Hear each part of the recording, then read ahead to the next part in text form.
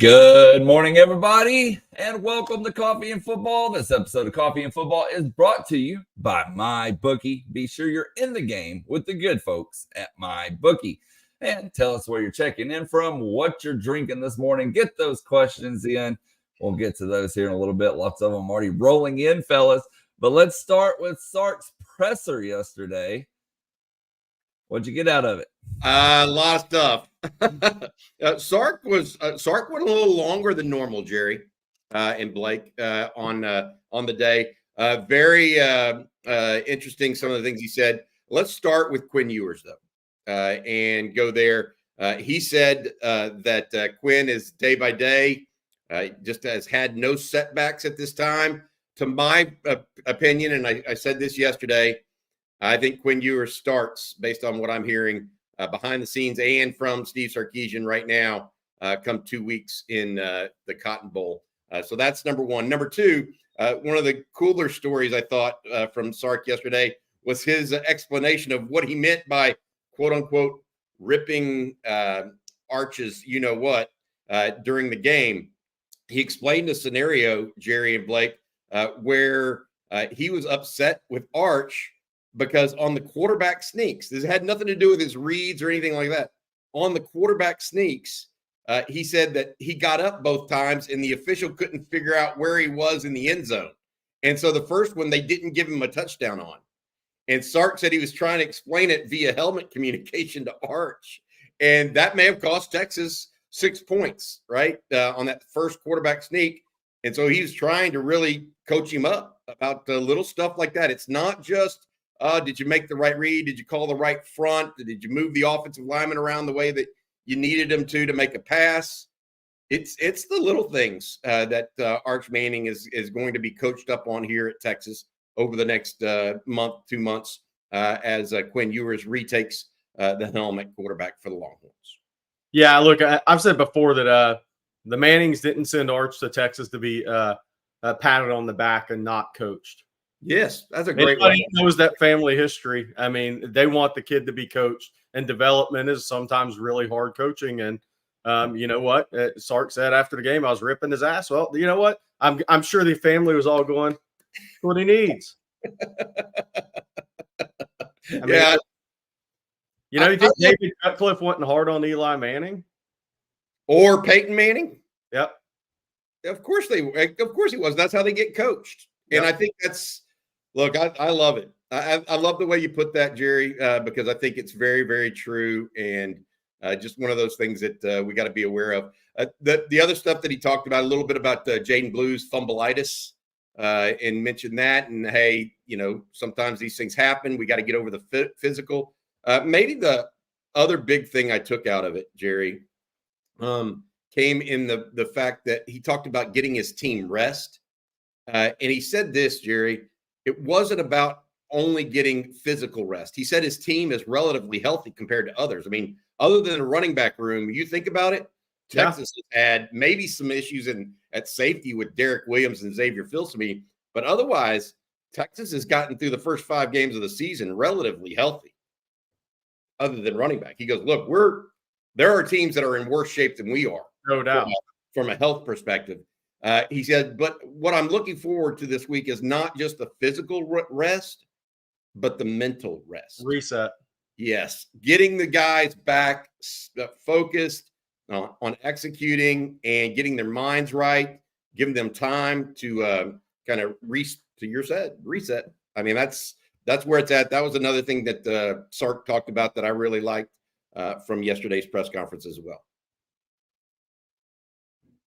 Okay, trying to diagnose someone's viewing issues there. Sorry about that, guys. Next thing that we wanted to talk about is Texas schedule. And, y'all made predictions at the beginning of the year. Got a graphic here I'm going to go ahead and bring up. Now that Texas is 5 games into it, a perfect 5-0, and ESPN actually gives Texas the best chance to go undefeated for the remainder of the season. I got to ask, has your predictions changed any? Well, the Michigan win definitely changed mine. And I still think it's I said 10-2 to start off the season, Jerry. I think you were 10-2 as well. I think Rod Babers and CJ May went 11-1. I'm looking at it right now, and I still think Texas could go 10-2. I think they could go 11-1. And now I'm with ESPN. I think they could go 12-0. I think all of those things are possibilities. They need to win the games they're supposed to win, and then they need to show up big against Georgia. And I think A&M is going to be a tough one in College Station. Kentucky should not catch anybody surprise. Not like we talked originally that Kentucky might be a trap game, right, Jerry? That better not be a trap game anymore because they already trapped Ole Miss. So those are trap games. Or Florida, let's see where they're at this time in a month or so. So I feel like Texas has a chance to eclipse 10-2 for sure. But they got to go out and do it yet, starting with Oklahoma in a couple of weeks. Yeah, look, I think 11-1 or 10-2, either way for me. I could see it either way.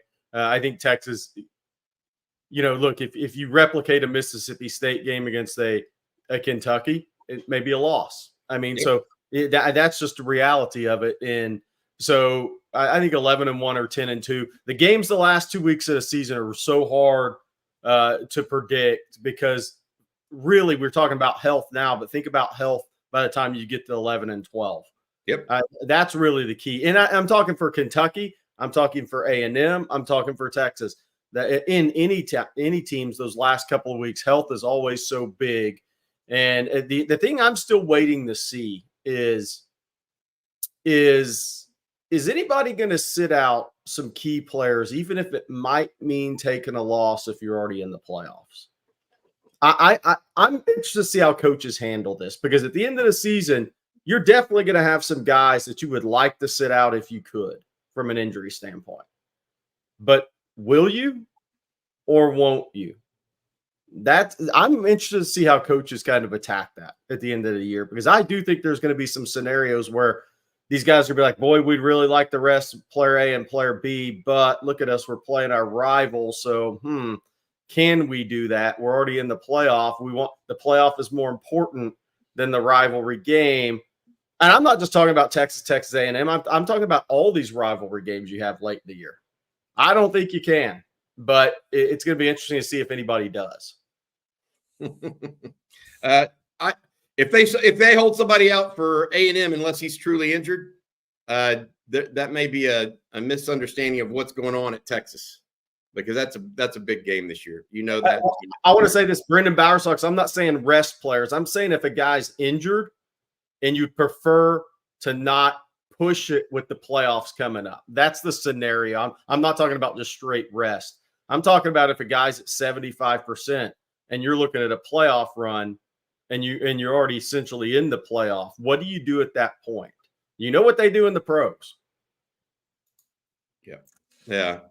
Beat OU first seems to be the line for everybody here. And I think, in other words, don't look too far ahead. Take care of your business week to week.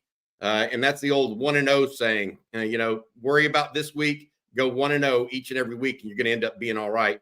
And I could not agree more about that. Hey, I need to tell folks about our sponsor. That is MyBookie. With all the excitement of this season, make sure you're in the game with MyBookie. Bet any matchup, hundreds of college player props, and take advantage of weekly risk-free bets. The best part is you can do it all, anytime, anywhere, straight from your phone. Visit mybookie.ag and use promo code ONTexas to get started. It's MyBookie's 10th year anniversary, so they're rolling out the red carpet for bettors. Bet big and bet confident with risk-free Thursdays. If your boosted bet doesn't hit, you'll get your money back with weekly no sweat, no win bets all season long. And sign up now using my On Texas referral code to cash in on a double deposit bonus. It's a no-brainer. Double the cash in your account before you even place your first bet. But do not wait on it because it's available only for a limited time. For those of you who have been playing with MyBookie for some time, they've got something for you as well. A brand new loyalty rewards program in MyBookie Plus. It's simple. The more you play, the more you earn. And as you progress through the tiers, unlike exclusive promotions, epic giveaways, and cash back in your account. That's mybookie.ag. That is the betting group that we're working with this year.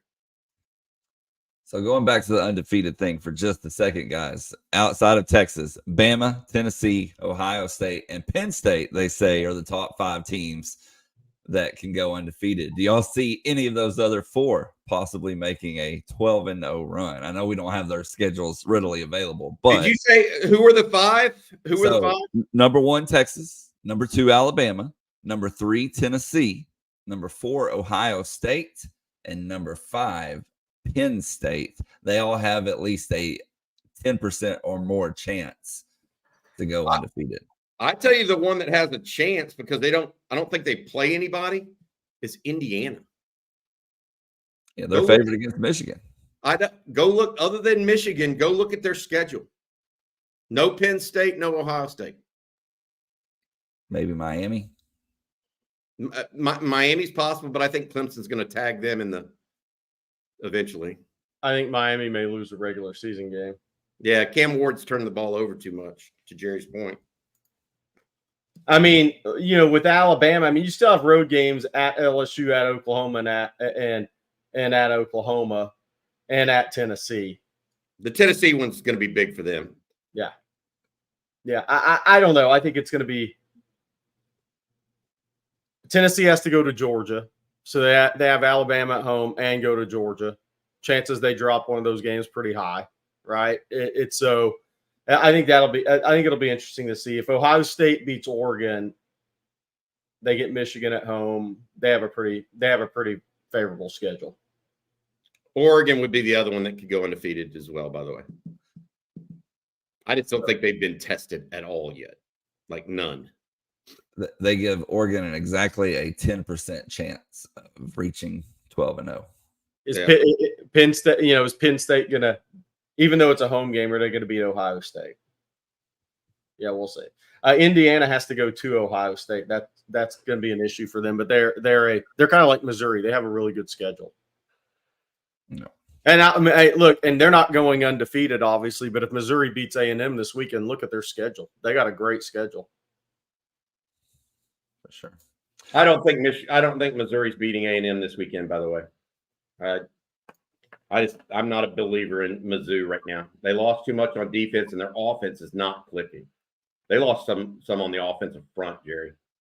They're not being able to run the ball like they did a year ago. Before we move on, I want to read a super chat real quick from the Gator. He says, "Good morning, fellas. Love what y'all do." Thank you for that super chat, the Gator. And one other one here from Drainer Flopshot. "I'm coming to Austin for the first time for the Georgia game. Where should I stop for a steak?" Jerry, I know you're a steak connoisseur. You got any recommendations? Yeah, but I'm not sure I'm the Austin steak connoisseur. I'm more the middle of the road guy, man. When I'm on the road traveling around, I'm going to Texas Roadhouse or Outback, man, to hang out if I'm doing that. So I'm not sure I'm the Austin steak aficionado. Any recommendations, Bobby? Yeah, the two, one, I would say, given that you're a Texas football fan, and I'm not saying it has the best steaks in town, but Vince Young's Steakhouse, just because you're a Texas football fan. And then Three Forks is another one that I've been to that I like a lot. I used to be able to say the old Hofbrau for a lunch steak, but not you could go anywhere in Austin and get a good steak. It's Texas after all. By the way, somebody in the chat saying Perry's. That has to be true because that's where Texas took Kevin Wynn on his official visit, and then he got to go back and work with the chef there. So that has to be true. Yep. I went to high school with Chris Perry, by the way. Yeah, the owner of Perry's. I would say I literally would probably go with Vince Young Steakhouse just for the novelty of it. There's also a bunch of different, there literally are a bunch of different places. Again, you're in Texas. Austin Landed Cattle's a good one. Been there. That's been there for so long. I like that. Good stuff, guys. I love it. Somebody on the chat asked how was Texas close to getting Ryan Williams. No, he never visited. He had a visit scheduled, never made the visit. he backed off the Alabama commitment. It was really his father actually played at Auburn, which is crazy, right? That's got to just sting Auburn fans. That Ryan Williams at Alabama. But, look, once Kalen DeBoer was hired now. If Alabama had made the wrong hire, maybe, but no. All right. Sugar Daddy, thank you for the super chat. Calling me a stud muffin. Way to get me pumped up this morning, I guess. You're talking about old recruiting with Ryan Williams. What's going on? What's the latest on current recruiting for Texas? Well, the main thing is that Texas coaches will be on the road later this week. Chris Jackson will be at Jamie French's at Mandarin High on Friday. We'll probably bump around this a couple other schools in the Jacksonville area. There's a 2026 kid, Simeon Caldwell, at the Bowles School, whose father coached in the league, I believe. He's a safety linebacker hybrid kid that Texas is looking at. A couple other younger kids. There's I saw him the day I was at Mandarin. There's a freshman receiver at Mandarin that's got a chance to be. He will be a national guy, national guy. A little different player than Jamie French. He's going to be a bigger kid. He's going to probably be 6'3", 215. But he's really good, young kid there. I'm trying to think of where else. Jeff Banks will be out in the Houston area Friday. He will be at the Decaney Westfield game Friday night. Nick Townsend, obviously the reason there. Short Choice expected to see some guys. I think Kenny Baker's going to be in Georgia a little bit, maybe down to Florida to see Myron Charles. Maybe they do that the second off week, but somebody will be at Grayson High on Friday from what I hear. So we'll see on that. AJ Milway's not going to Saraland this week because KJ Lacey's sitting out one more game with the MCL strain. He's set to return next week, it sounds like. So I think Dia Bell told me AJ Milway is scheduled to be by his school Friday, even though it's an off week. It's actually a weird week. It's Texas off week comes at the off week times for a few Texas recruits. Elijah Barnes is off. Jonathan Cunningham, North Crowley is off this week. Johnny Nansen expected by both of those on Friday as well. We'll see where Steve Sarkeesian goes. But Texas coaches, it's a big week for them on the road, seeing some of their committed guys, doing their due diligence there. And while they're in those areas, seeing their committed guys, seeing maybe another 25 target or some 2026 kids that they're intrigued by or have offered. And let me ask you this, Jerry, because I wrote an article today about turning the page right now to recruiting, because it's really hard to do that in the middle of a situation where your team's 5-0, ranked number 2 in the country, and we're telling people, hey, this is a big recruiting week, right? As I was thinking about recruiting this morning, and part of my article was, what are the real needs for Texas? What are the priorities down the stretch for Texas? They have 20 commitments right now, top 5 ranked class or so. And what I came up with was twofold, and this was in conjunction with talking to you about it, was, first of all, they're looking for difference makers. So those difference makers may be committed to another school. They may be still uncommitted, but they are looking for the Anthony Hills, the Ryan Wingos, the Colin Simmons. Those are priority 1, A, B, C, and D for them. That's what Sark does when he says he goes big game hunting. He wants guys that are going to make a difference, right? And then there's this other group where you have to actually also worry about getting your class and getting your positional needs met. All right, so we know they want the top ranked guys that are true difference makers, but you can't miss on your positional needs at the same time. Those right now I put down as D-line, interior, because they have 2 commitments. They need more, obviously, right? Then I put it down at corner because they only have 1 corner, and I put it at safety because they only have 1 safety. Is there anything else that I'm missing in that group that you would add to it? I mean, do they have a true offensive tackle in this class, for example? What about a linebacker? They got 2, but do they want 3? That sort of thing. Where do you stand on that? Yeah, well, I would go wide receiver. They're going to take 1 more high school wide receiver. Dalen McCutcheon was in last weekend. I don't think he'll end up at FSU. What does that mean? Texas, I think, is there sitting there looking at Dalen McCutcheon, who's in the DeAndre Moore mold, looking at Kelshawn Johnson, who's in the Isaiah Bond mold. But you could go Dalen McCutcheon at the high school level and go right back to the portal for that jetpack speed guy too. So that's kind of the things they're looking at there. Offensive line, I mean, look, if Lamont Rogers, Michael Fasusi, which there's been no communication with as of yesterday, if one of those guys wanted to jump in, you're not going to say no. Texas likes the Nelson McGuire kid. This is senior riser at Midlothian. Will he get an offer? I don't know. He was at the game Saturday. I think doing your due diligence. Looks really good on tape. Measurables are good. D-line, got to have 2 more guys. Obviously, those are going to come from flips. I mean, that's where it's coming from. We've kind of been over the guys there. So it's going to come down to who do you get on campus? Who makes that trip with those kids if you bring them in? I think that's a big key in recruiting is you're not just going to bring the kid in if you've already had him in before. That's kind of a waste of time. Who's going to make those trips with him? Edge, obviously, Javian Hilson. He will be in likely for the Georgia game after they had to cancel last weekend because of the hurricane, Helene. Linebacker, Texas definitely wants one more guy in that class. Looks like Madden Framo's trending back to Notre Dame. We'll see if Texans can get him in. They've been talking to him. Boateng's visiting late November. Texas is trying with Riley Pettigrew. The whole thing for me with some of these kids is who's showing up at the Georgia game. Defensive back, look, there's a couple of spots there. But I will say I think Texas is content just to go for the big name guys, some of the guys they already had targeted. And if they don't get them at corner, they'll just go to the portal. I think Texas is fine with that. It'll be interesting to see. So as far as those are the positions that Texas has a need at. And I'm not sure they take a second high school safety, Bobby. I think it could come out from the portal too. One of the things that Sark recently said was they're going to continue to use the portal. It's not like they're going to back off of that and only take 3 guys in the portal every year. I think that number's looking like 8 or 9 potentially. Wow. Yeah. If they go that high, like where are let's take this. I'm sorry if I'm diverting attention from elsewhere right now, Blake, whatever you had set up, but what positions in the portal do you think, Jerry, they would really look at right now? I mean, they're going to graduate heavy on the offensive line or go pro. And the guys behind them are solid and good, we think, but are they ready is a fair question. I mean, is Brandon Baker ready to be a starter? We don't know yet, right? So maybe offensive line, maybe running back if Jaden Blue leaves and you don't know what Cedric Baxter, how his rehab is going.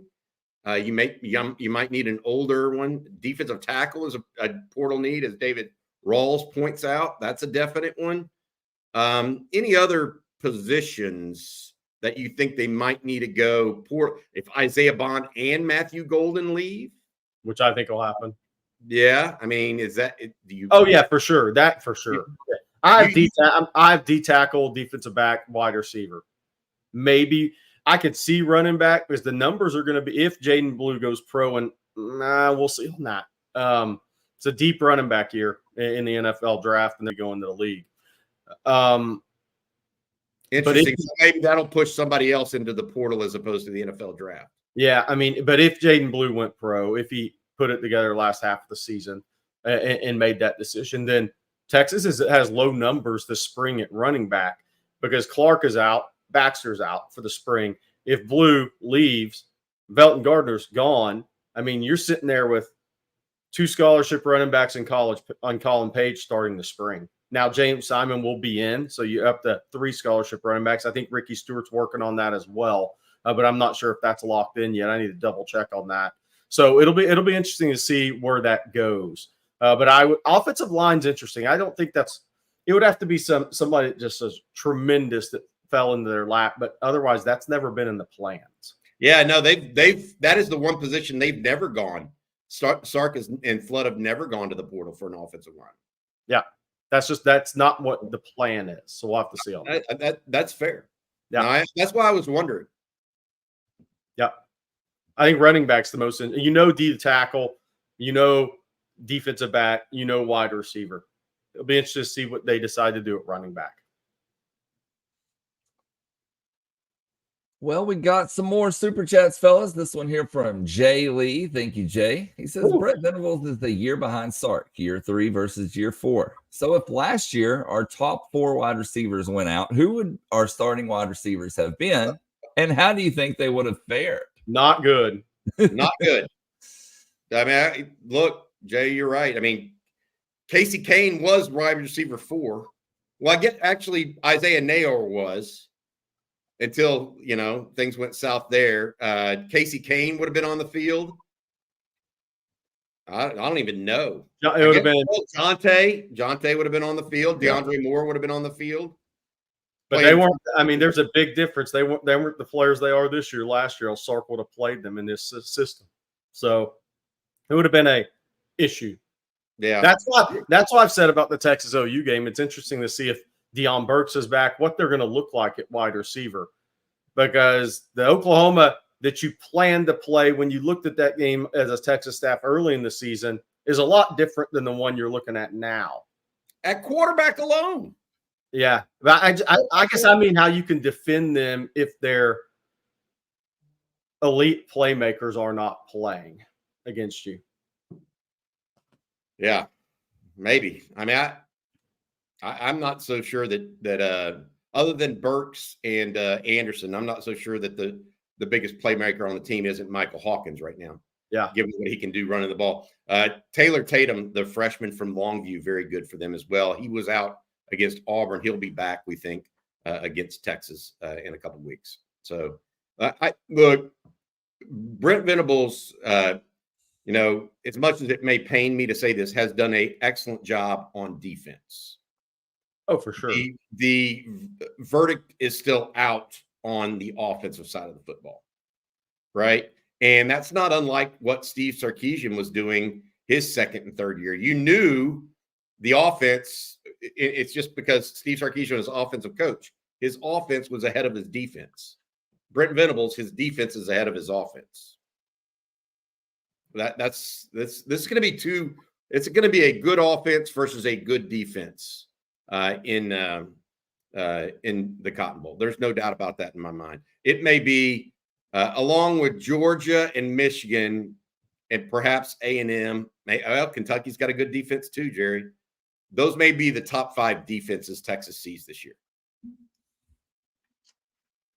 Our next super chat comes from XJBO. Thank you, X. And he says, good morning from Beaumont. Do you think that Colin Simmons has the potential to be the next Micah Parsons? Or the first Colin Simmons? I mean, now Micah Parsons is a great player. Don't get me wrong, but they're a little bit different. Colin's ball get off is supernatural, and I'm not saying Micah Parsons doesn't have great ball get off. Micah Parsons may weave through traffic a little better right now than Colin. That doesn't mean Colin won't eventually do that. But Jerry put up an article yesterday, showing who had the most sacks as a freshman at Texas. Colin Simmons with 4 already has the 9th most sacks of any true freshman in Texas football history. The most is Tim Campbell, the brother of Earl Campbell, who had 13. Tony Brackens, who probably is the most natural pass rusher I've seen in a Longhorn uniform, going back to my 30 years, like more natural as a pass rusher than Sergio Kendall or Brian Robeson or Brian Arakpo. Tony Brackens just had that bend and athleticism and power combo. That is probably the best natural pass rusher I've seen at Texas since Tony Brackens. And Tony Brackens was a first-round pick.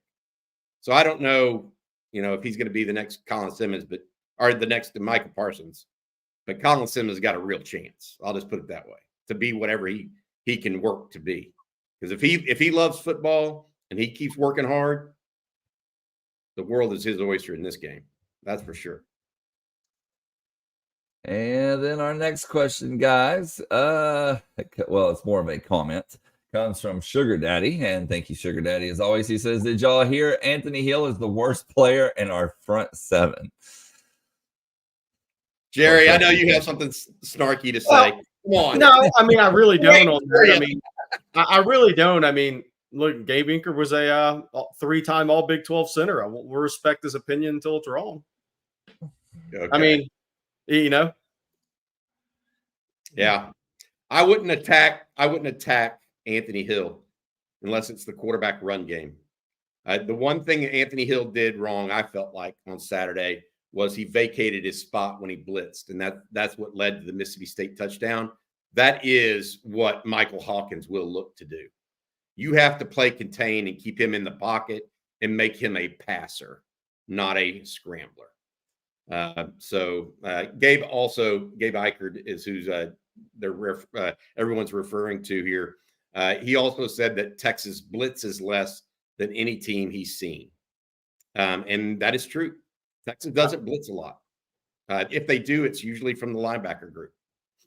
I would say this. I would think that I'm interested to see what Texas does defensively the next 2 games, because they just their hand hasn't been forced this year. They've got more in the bag, as people call it, than they've shown this year.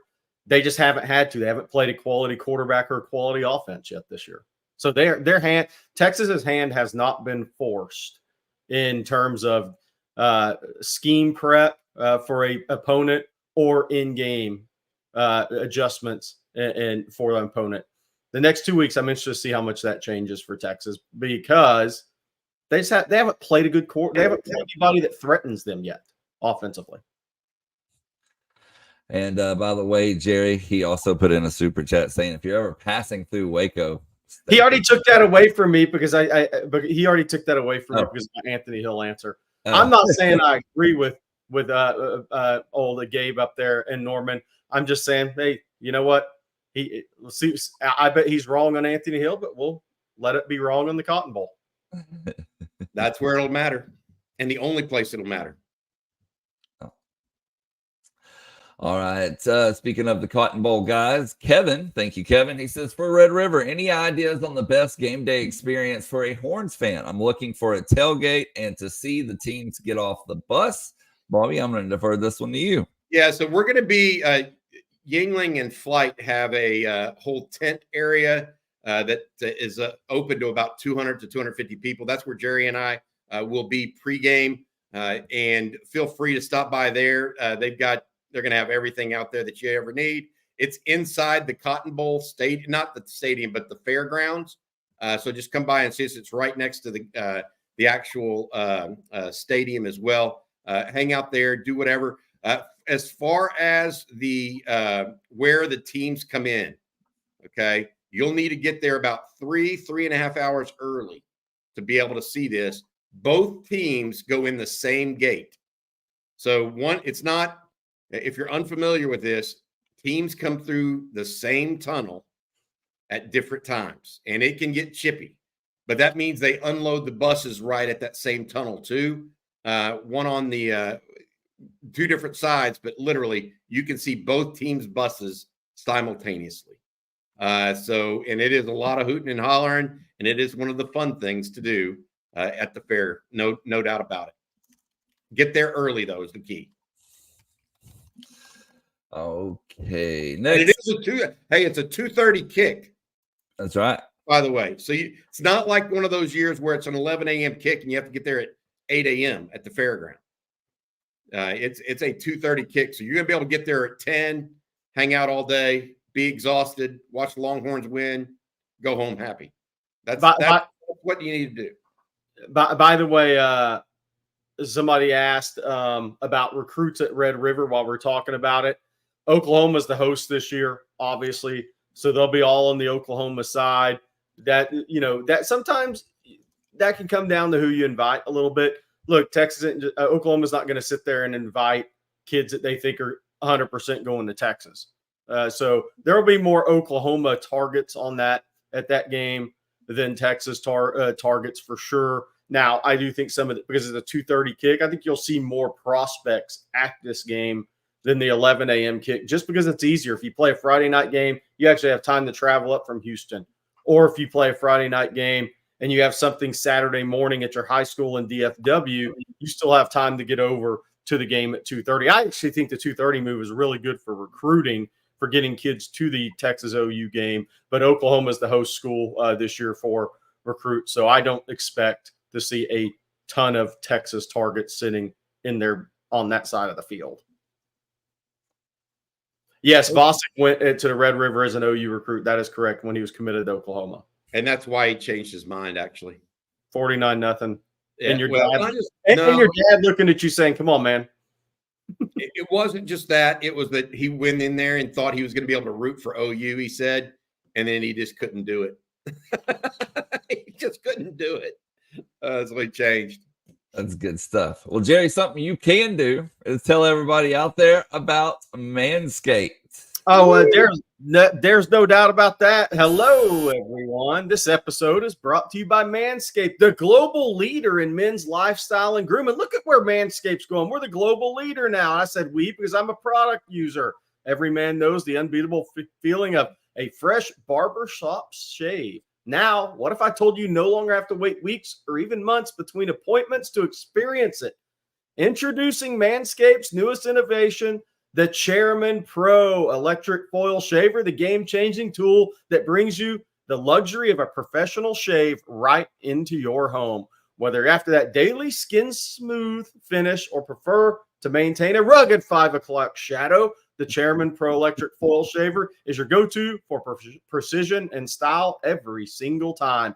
Head over to manscaped.com and join the over 11 million men worldwide who trust Manscaped by using On Texas, all caps, for 20% off plus free shipping. I'd love to talk about the 5.0 today, but, we have to put that away on an off week. So we're talking about the Chairman Pro. What makes it stand out to me? Well, it's about the versatility and precision. It comes with 2 interchangeable skin-safe blade heads.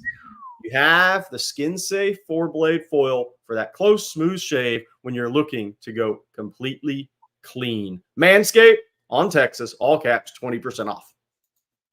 Thank you, Jerry. Appreciate it. We'll have Halloween later as we get closer to Halloween. That's right. We still got what? We'll get back down the business in a couple of weeks. Okay, guys, more questions, more super chats. We're going to jump right back into those. And Blake, thank you, Blake, wants to know, is it true that Eli Manning almost went to Texas? That's 100% true if David Cutcliffe wasn't the Ole Miss head coach, Bobby. Yeah, no, it's a combination. He came out the same year as Chris Sims. Yeah. And so Mack Brown, not many people remember this, but Mack Brown used to be the head coach at Tulane. Greg Davis, the offense coordinator at Texas, also the head coach at that time, also the head coach at Tulane for a little bit. And so they got to know the Mannings through that relationship. And Texas was going to get Chris Sims. Texas was in on Chris Sims. They were recruiting Eli Manning simultaneously. And then Cutcliffe went to Ole Miss. Yeah. And after Sims was committed to Tennessee, Texas was focusing on Eli Manning. And then when Cutcliffe went to Ole Miss, that opened up Tennessee for Chris Sims, and Chris Sims went to Texas, and Eli Manning therefore went to Ole Miss. Texas was very much in the running for Eli Manning. And I think they were the favorite at that time because I talked to Eli on the phone back in those days when I'd interview recruits. I wouldn't say Texas was the favorite, but Texas. I thought they were 50-50 with Eli Manning until Chris Sims came back into the picture. It was going to come down to a January recruitment. Yeah, that was the 3 schools I remember in that one were Ole Miss, Texas, and Virginia. Yeah.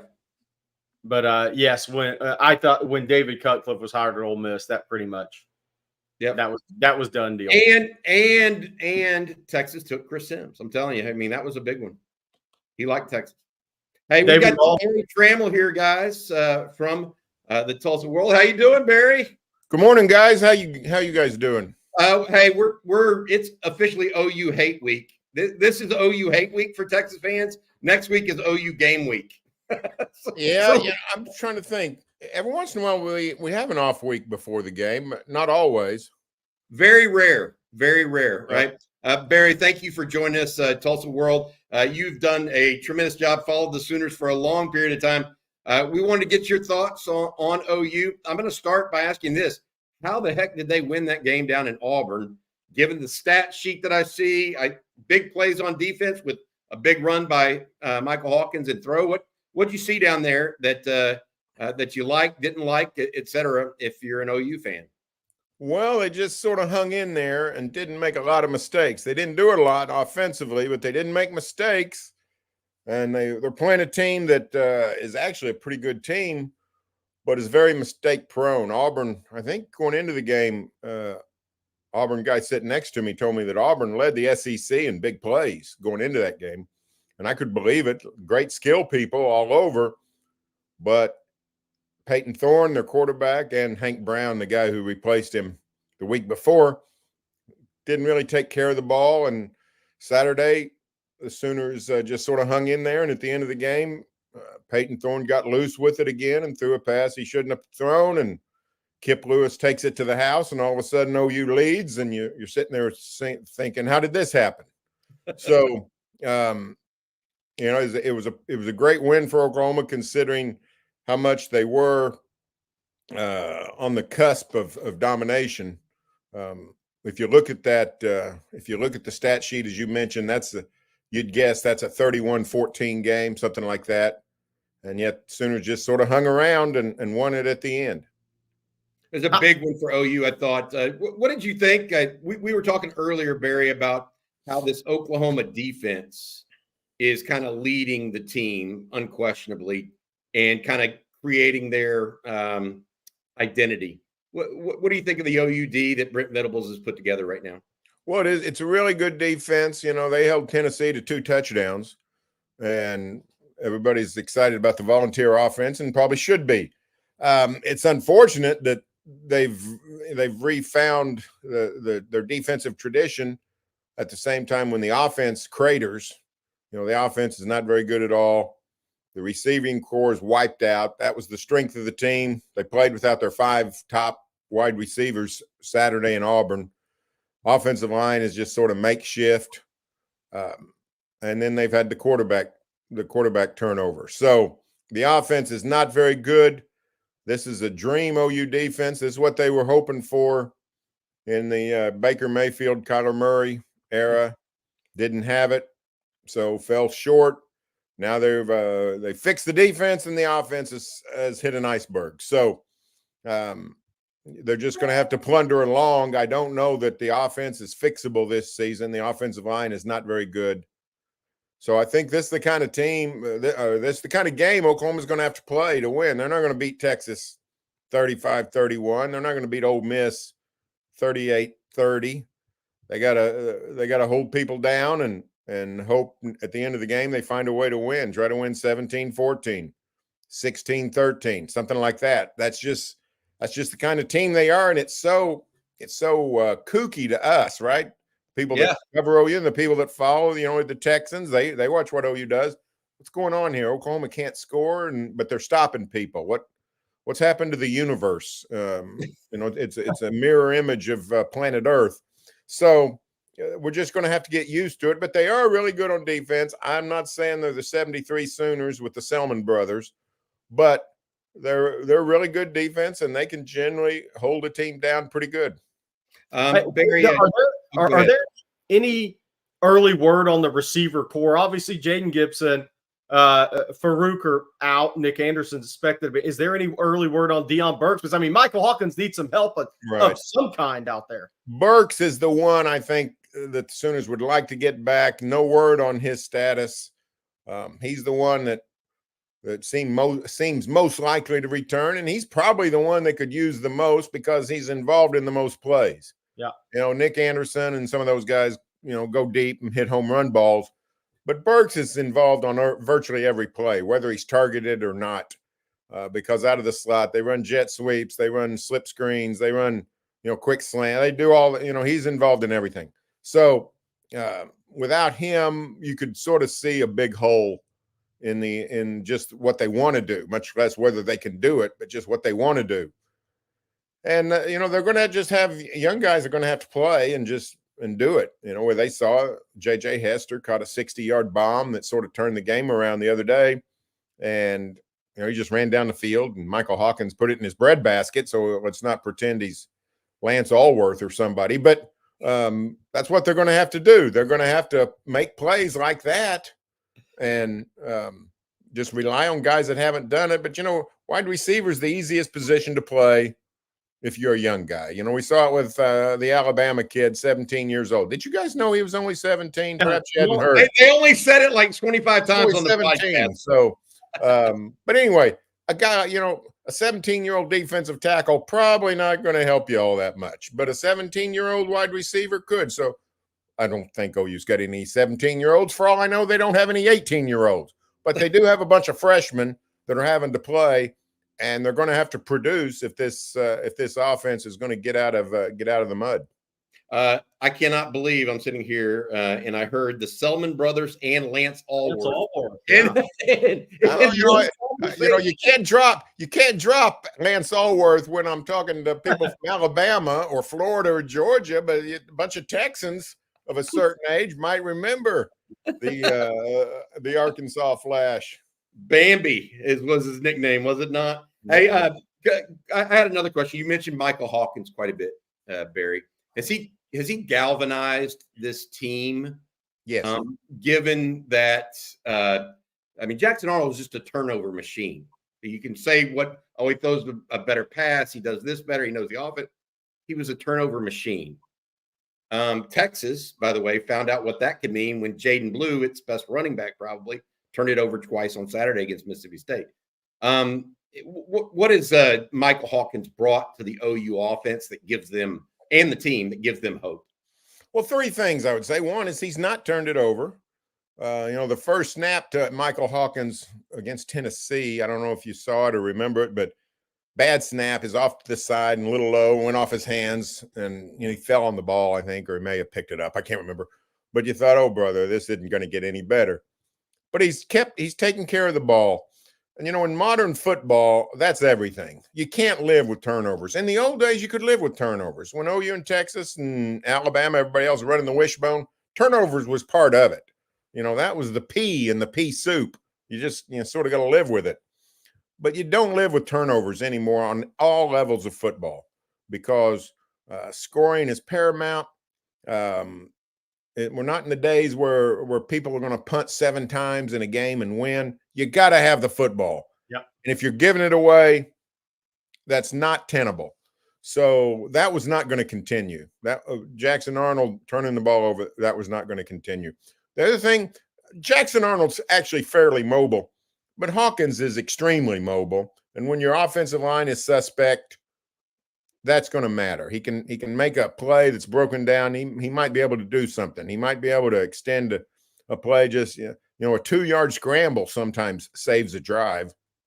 So I think that's invaluable. And the other thing he does is we've seen him have a penchant for big plays. That's how OU beat Auburn offensively. They really made 2 plays the whole game. First quarter, 48-yard scramble up the middle for a touchdown, and then a 60-yard bomb in the fourth quarter.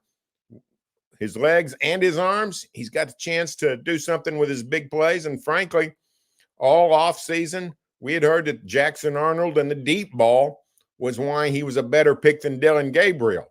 Now that seems, fairly antiquated thinking that Jackson Arnold could ever be mentioned in Dillon Gabriel's category. But now we see Michael Hawkins is the one delivering a deep ball with the game on the line. So that's what gives OU hope. He's still a true freshman. We still have no idea what he's going to do in the second quarter when it's 3rd and 4 at midfield and Texas blitzes and the Cotton Bowl's going crazy. Who knows how he's going to react? Auburn's a tough place to play. But one of the OU guys after the game, they said, how was it? And he said, it was great, unbelievable. And they said, the best you ever been? He said, well, no, I've been in the Cotton Bowl, for crying out loud. It's not as good as that. So, Michael Hawkins is going to experience something new a week from Saturday. But so far, he's looked like he's able to handle some things. Do the Sooners wish he was a third-year sophomore? Sure. But he's not. He's a true freshman, and they're just going to have to live with it. Hey, Barry, I wanted to ask you this. You've covered not to age any of us, but you've covered a lot of Red River rivalry games. What's the one? Is there one or two that really stand out among all? Yeah, I would. The one I always think of as unbelievable is my first one. You know, I started at the age of 17, sort of like Ryan Williams. Hey, we got us a theme going here. But I was working in the office my first 12 football seasons. So I never got out of town. Get to go to Oklahoma home games. But 1990 was my first OU Texas game I covered. And that's back in the days we could go down on the field right late in the game. So I was down on the field for the last 6 minutes or so. And if you remember, that was Texas beat OU 14-13. RD Lasher missed a 46-yard field goal at the buzzer. Looked like it was going to go, I think it was going south. And it looked like it was going to go in, but it drifted a little bit wide. And OU lose. OU played for a 46-yard field goal, and they got a 46-yard field goal. If they'd have been a little more aggressive, they might have had a 36-yard field goal, and it would have been good. Anyway, the environment is just unbelievable. You know, the atmosphere, and that was back before the stadium got as big as it is. You know, I don't know what, probably 75,000 in 1990, if I was guessing. So that's the one that always sticks out. And then the crazy games of the last few years, the Kyler Murray comeback that fell short. Texas, I think it was Cameron Dicker kicked the field goal at the buzzer to win it. And then the Caleb Williams game where they come back again, and Caleb Williams becomes a star and the quarterback, by the way. So, I thought OU Texas as a rivalry, mid-90s to whenever, hit a little bit of a lull, lost stature nationally. The games weren't as good, but man, the games the last 10, 15 years, unbelievable, just unbelievable. Every once in a while we'll see a rout, but not very often. And just the games are just incredible. Heck, last year was an all-time classic too. So I think for whatever reason, I think it's getting better. I mean, I agree. The series, the rivalry, the games just seem to be getting better and better and better. And they may keep doing it because I think that both teams are headed in the overall right direction from a recruiting standpoint right now. Texas among the tops. Brent Venables has recruited really well at OU. Especially on defense. Look, Barry, we appreciate you so much. Thank you for coming on today. You are a true treasure trove of knowledge. Still can't believe I heard Lance Allworth. My dad is smiling at that one, by the way. I'm sure, because that was one of his that may be his favorite receiver of all time still. Barry, Thank you so much, buddy. You bet. Glad to do it. All right, have a good one, man. That's Barry Trammell, Tulsa World. One of the venerable sports writers of our age, actually, not just in the state of Oklahoma, but across the country as well. We appreciate him very, very much. If you ever read a Barry Trammell opinion piece or column, you're reading Barry Trammell. And I think that's probably the best. That's the best way I can put it, and best compliment I can give a writer. You're reading his stuff. So.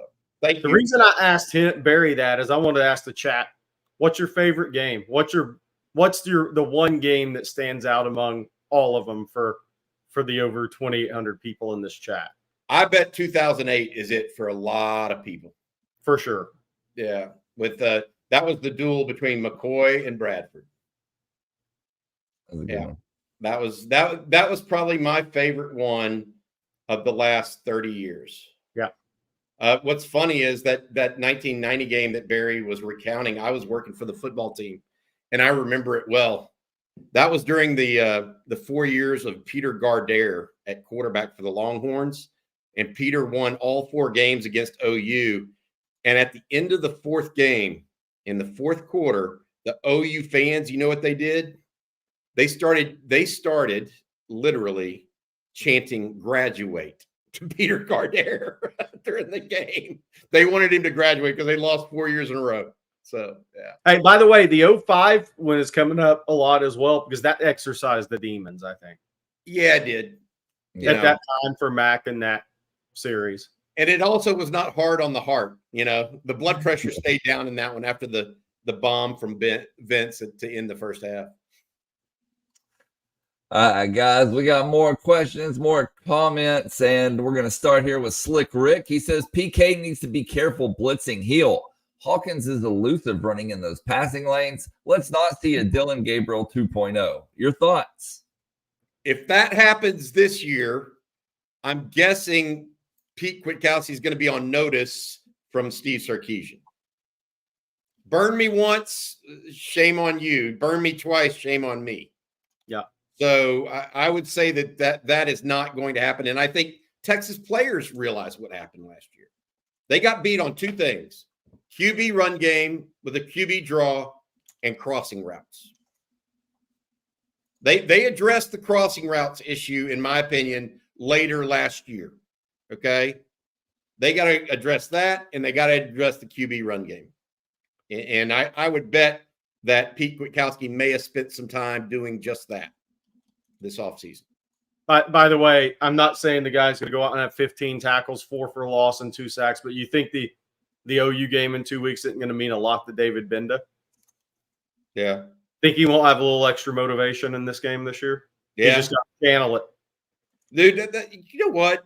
Thank you for saying that, Jerry, because he's obviously the one that left Nick Anderson alone on the touchdown. But the reason I say thank you for mentioning that, another thing that Sark brought up yesterday that I thought was really good, he talked about Jaden Blue and his 2 turnovers, right? Well, he mentioned that Jaden Blue went out and met with the media after the game. And you know what? He said, look, we're trying to teach them to be men and be accountable for their actions. So I'm happy that Jaden Blue went out there and talked to the media. It shows that he's holding himself accountable a little bit. Likewise, what did David Benda do last year? 100%. Took ownership of it. Yeah. That, you got to be able to look the man in the mirror in the eye. And I think that's a good thing. Not only it's a character building thing. And I agree with you, Jerry. I think David Benda is going to be on a mission in this game. And hopefully Texas helps control the quarterback run game with both Benda and Anthony Hill, as well as everybody else on the defensive front. I think one interesting part of that game will be how deep does Texas play their safeties. I don't think you can, Gary Patterson said you can't play both your safeties deeper than 10 yards really against a mobile quarterback. That's what's going to be interesting. Where's Texas going to play their safeties? And the reason I keep talking about Oklahoma wide receivers is if you don't have a fear of those guys, like maybe not a fear, the same respect for what they put out there next week versus what it looked like at the beginning of the season, how you defend those guys may be different than what you were thinking headed into the season. So I think if an issue you can get into with the really athletic quarterbacks is if you have 2 safeties too deep, it's pretty easy to move the chains for those guys. And that's going to be interesting to see how aggressive Texas gets with their safeties against OU in 2 weeks. I would add this in that category. That's one thing that Michael Hawkins may want, because the one thing he can do is throw the ball deep. Mm-hmm. And that's a reality, in my opinion. All right. Before we move on, Bobby, can you let everybody out there know about the good folks at Duck Camp? Absolutely, I can. Each and every week, by the way, at our tailgates, Duck Camp giving away a $200 gift certificate. So please come out and join us for those tailgates. Duck Camp gear is made for the people that live for the moments out there, where there are fish to catch, birds to hunt, time to kill, football to watch. They like doing all that stuff. So they built a company centered on it, based in Austin, and dedicated to giving people best-in-class hunting and fishing apparel. Duck Camp gear has been tested from the backcountry of Alaska to the dove fields of Texas, also ready to keep you cool and comfortable on those scorcher game days. It will stand up to the toughest conditions, but also happily sit down beside a fire and drink a few cold ones if that's more your speed. Some of their featured items include new sun protection shirts that keep you cool, dry, and comfy, available in camo, solid colorways. Their iconic Game Series hats that I'm wearing right now that feel as timeless as the hats found in your grandpa's garage. Be sure to check out the new Mallard hat and Pointer hat in the clay colorway. That is pretty much our cherished burnt orange color. Here's to great seasons, y'all. Yes, hunting and football. Shop hunting gear at duckcamp.com. Thank you for your sponsorship of On Texas Football. Somebody asked about Sadir. Was not suited out. Did not warm up. Wasn't on the sideline Saturday. We had kind of been told behind the scenes there was going to be a suspension of some sorts after the event against UL Monroe. We'll have to see where that goes. There you go. And some more super chats. Another one here from formerly Texas Beats. He says if Texas wins, Colt should be able to skip school and join the show. I don't think his mom would approve, but thank you for the super chat. And then Jose Rodriguez, thank you for your super chat. He says if Texas hasn't shown their hands due to the competition, has Georgia and OU shown all they have? Do Nansen and PK go crazy in those two games? OU's been tested twice hard, maybe 3 times if you count Houston. So yeah, I mean they're unloaded. They've unloaded the barrel. Now maybe not against Texas. Maybe they have a couple of. I mean, this is a rivalry game. Everybody keeps a couple things for their rivalry games, guys. Let's now what Jerry's talking about is a little bit more consequential on the totality of the game, in that he's talking about not divulging certain schemes or thought processes about how they're going to go after people. So yeah, I think that's the question that we have that's legitimate. Yeah, I mean, so if you think about the Alabama-Georgia game Saturday, Alabama went empty a lot more than they had shown. And that caught, I think that even Kirby said it, that caught Georgia off guard a little bit. So those teams have obviously have been tested a little more and have had to bring out more of what they have. I just don't Texas defensively. They just haven't. They haven't played anybody. They haven't played a quality quarterback. They haven't played a quality offense. So nobody's forced their hand. I mean, the closest thing to forcing a hand really wasn't even Mississippi State, because that's a game Texas was still in control of. They just turned the ball over. They just couldn't get Levy out of his game plan, but still didn't really force Texas' hand. This will be the Texas. Anything they've been able to hold everything back they want to this point this season defensively. So I do think they'll catch Oklahoma and Georgia with some stuff that they just haven't had to put on tape yet. And then our next question, guys, comes from A. Mars. And thank you, A. Mars, for your super chat. Is there a sense that OU takes this game more seriously than Texas, in the sense that this game is their Super Bowl? Boy, that's fighting words right there. If one team or the other takes this game more seriously, they're not at Texas or OU. I don't know what else to say. Texas may have bigger aspirations for this season, but you don't take your eye off of this ball. Not if you're a really good football team. I want to say this. If that were to happen, Mars, I would be shocked and simultaneously disappointed. It's both teams Super Bowl to some degree. It always has been, and it always should be. Doesn't mean it has to be the final game of the season like a Super Bowl. I want to say this. Even if you're let's just say you're a freshman football player, or you're a portal guy. And I'm not saying any of these guys are like this, but I've got to reference a couple of players just to kind of make the point. Say you're an Isaiah Bond and you come from Alabama, and you know what? Alabama-Auburn is a big game, right? So you understand it. But when you signed with Alabama, you didn't look at, oh, man, I can't wait for the Auburn game. You said, when do we play Georgia, man? I'm for Georgia. When's that game? What about LSU? We lost Blake there. But, and then you have a freshman. So even if a freshman, the Colin Simmons of the world, Texas and LSU is where his battle came from, and he was more SEC focused. Had Texas stayed in the Big 12, Colin Simmons wouldn't be at Texas. And so when those guys sign with Texas or come to Texas, maybe Texas OU isn't their number one game, but that ends the minute you walk into the Cotton Bowl. That's kind of my point. Even if you aren't there because of maybe you were just followed the SEC more, and Texas, you came down to Texas and LSU, and you really can't wait for a Texas LSU game in a couple of years or whatnot. The second you're in the Cotton Bowl and you feel the environment of it, that all goes out the window.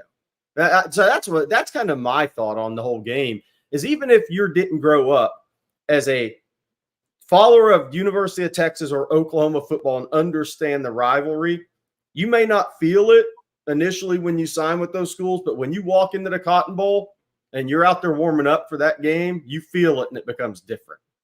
It's taken out of your hands at that point.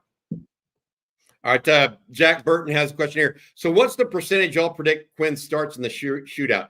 Barring any kind of physical setbacks, I would put it between 95 and 99%. Just so you know. That's where I'm at. Jack, by the way, I think I met you at the tailgate. Nice to meet you there. Rich Thompson, speaking of Scorcher, CDC asked to do something about playing football games in Austin before 6 p.m. It's brutally hot, people dropping like flies. It is not CDC's decision. If CDC had anything to say about it, he'd probably play every game at 7 o'clock or 11 a.m. until mid-September, late September. That is all TV networks deciding what goes on the television and when, Rich. But I agree with you. It is extraordinarily hot. Kelly Horns up. How critical is it for Sark not to lose 3 out of 4 to OU? Jerry, I think this is critical. I think for the chat, 100%. I think it is. I just think it is. I mean, period, end of story. All right. This one, Antonio Harris has a question.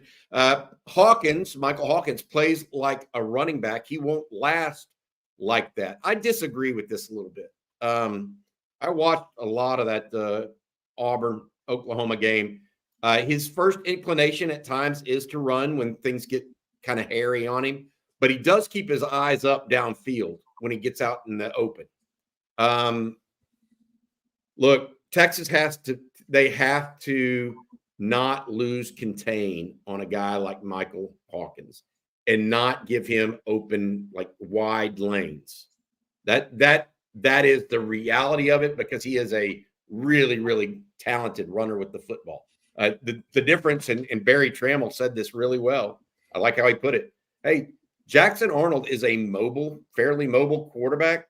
Michael Hawkins is extremely mobile. And that is a great way to put it. So that may be why you think he plays like a running back. I think he's like a quarterback that just can run. His throw downfield is I'm going to guess they're going to try to run him a lot and throw deep, Jerry. That's got to be their game plan against Texas, and try to hang around the rim in the scoreboard. Yeah, and see if they can make a big play, because as Barry mentioned, he has a penchant for big plays. If he can do that, they're going to try to hang around the rim, see what they can do. All right, guys, we got a super chat from Cade Miller. Thank you, Cade. And he says, what about Brennan Thompson going from Texas to OU? How can a player do that? It's very, very rare. Very, very rare. He's seen some time. He is a big play receiver for them. I think he's averaging almost 20 yards a catch right now. He is a downfield threat because of his speed. And we got time for just a couple more here. Dwayne wants to know, how's the OU speed in their secondary? Not as good as it was before Gentry Williams got hurt. That's another thing is, and people, I just haven't heard anybody from Oklahoma come out and say, is Gentry Williams done for the year? Is it a few weeks? Does he have a chance to be back for Texas OU? I think it's kind of an unknown. I think there's chatter he's out for a while. But Gentry Williams is the fastest defensive back they had. I mean, he was a 10.5, 10.6 guy in high school, and really, really fast, was being mocked in the first round in some drafts, but mock drafts before the season. He is really fast. So they lost their speediest cornerback for sure. I think Billy Bowman is an instinctive player more than a fast player. Peyton Bowen can flat out run. And Edward says, in what area is Oklahoma better than Texas? Is there an area? Linebacker potentially as a whole. Yeah, they've got two that are Kip Lewis and Danny Stutzman are as good a pair as there are in the country. I think that they have as good a defensive front as to where are they better? Where are they better? Creating this is weird because it's not necessarily a position, but it's a category. They create more turnovers than Texas. They definitely do that and have been more opportunistic in that. But I don't see an area where I just circle and say OU is definitively better than Texas, other than linebacker, where they have so much experience and talent, the combination. And we'll stay on maybe the OU. safety. I want to say this. Yeah. OU has two really, really talented safeties. Yeah. And good. I mean, Billy Bowman is a good football player. Yeah. We'll stay on the OU related questions. Nate Russ. Oh, wait, no, I'm sorry. William Niche. Does Simmons get more snaps against Oklahoma? Hard to tell. He got 41 last week. I mean, that's half the game. Maybe, maybe not. I will see. I mean, the one thing about Colin is he will definitely give up some space and go for the sack and go for the big play. And if Michael Hawkins learns to get outside of that or play that could lead to big plays for the Sooners. So I will say this. I mean, that's going to be something to watch. Colin Simmons is going to have to be well coached this week to not let Michael Hawkins get outside or inside of him and then make some space. Yeah, I want to say this. Texas is going to continue to rotate those guys. I personally like Colin Simmons around 40, 45 snaps because he is fresh. And that's what having really good players in depth does for you is, you know, if you sit there and play Colin Simmons at 65 snaps, do you get the same Colin Simmons you do at 40 snaps? Because Colin Simmons fresh off the edge every single play, that is really difficult for an opposing offensive line. At 65 snaps, is it the same? I don't know. That maybe not as a freshman, maybe year 2 and year 3. I think as a freshman, I love him at 40, 45 snaps a game because I think he is a heat-sinking missile that has fresh legs. All right, guys. Well, that's going to do it for today's episode of Coffee and Football presented by MyBookie. Want to thank them along with Manscaped and Duck Camp for sponsoring today's show. Thank you all for tuning in. Great questions, super chats. Bobby, I know it's a busy week and, of course, a busy day here on Texas Football. What's coming up later? Well, we got recruiting breakdown.